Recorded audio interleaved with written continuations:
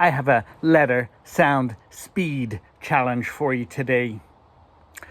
I'm going to hold up a letter and I'd like you to say the sound that the letter makes. So if I hold up this letter, I'd like you to say, say it loudly so everyone can hear. Are you ready? We're going to move quickly. What is the sound that this letter makes?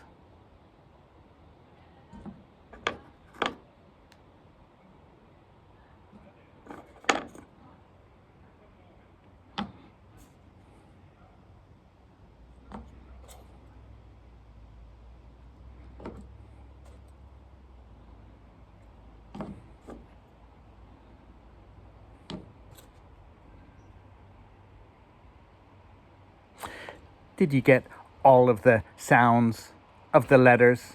We're practicing your automaticity, or how quickly and automatically you can recognize the letter sounds. Now, I'd like you to play this video again, and I'd like you to say the letter names that you see on the piece of wood. For instance, this is the letter M. It makes the sound. Play the video again. See how well you can do. Practice is what makes you good at this. We'll see you soon.